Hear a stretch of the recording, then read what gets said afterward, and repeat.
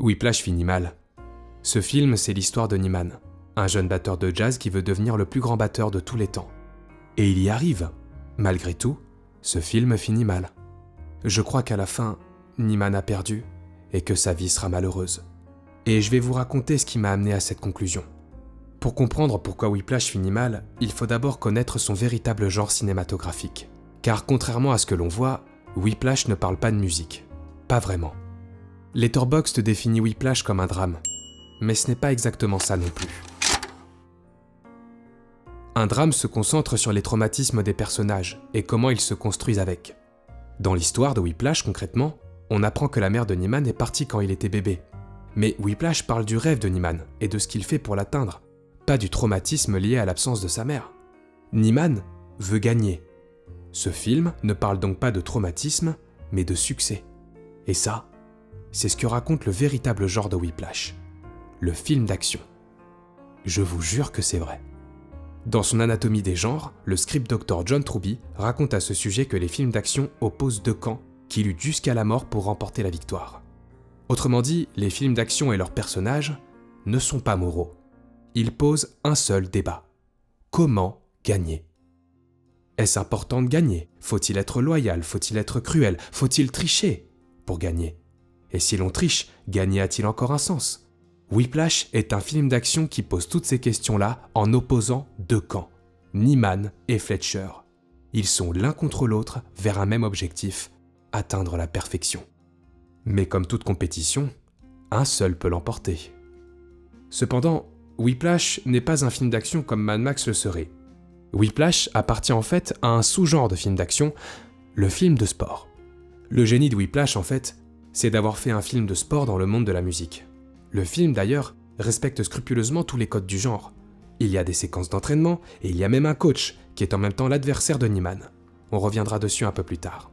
Il y a des films de sport qui sont positifs, ceux de sport collectif par exemple, comme le foot ou le basket, où l'on raconte comment s'unir, où finalement, que l'on gagne ou que l'on perde, l'important c'est qu'on l'aura fait ensemble. Il y a une équipe dans Whiplash, c'est l'orchestre de Fletcher. Mais le film ne nous raconte pas l'histoire de cet orchestre, seulement le conflit entre un élève et son professeur tyrannique.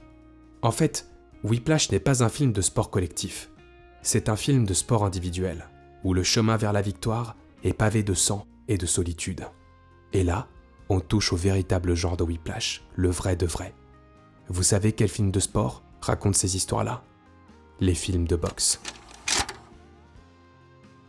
En vérité, Whiplash, c'est un film de boxe qui oppose Fletcher et Nyman, où les uppercuts dans la mâchoire sont remplacés par des intimidations, des insultes et du harcèlement.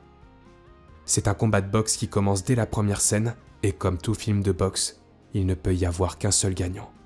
Et ça finit souvent par KO.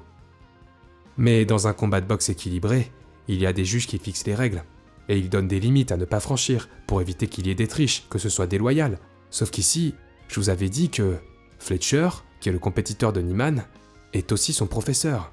Et qu'est-ce que ça fait ? Ça fait que Fletcher, qui est en compétition, est aussi le juge qui fixe les règles. Dès le début, Nyman s'est jeté à corps perdu dans un combat où il n'avait que des désavantages. Et ça, c'est ce qui nous amène à la morale de l'histoire, qui est terriblement rude. Nyman a atteint son rêve, mais à quel prix ? Il s'est fâché avec ses cousins, les a insultés, s'est mis à dos son oncle et sa tante, s'est détourné de l'amour de son père et a même quitté sa petite amie. Dans la scène finale, quand le père de Nyman le regarde jouer, j'ignore s'il est émerveillé par le talent de son fils ou terrorisé par un jeune garçon qu'il ne reconnaît plus. Tout ça pour devenir un dieu de la batterie. Un dieu qui n'a pas noué une seule amitié avec ses camarades musiciens, avec lesquels il aurait pu par exemple fonder un groupe.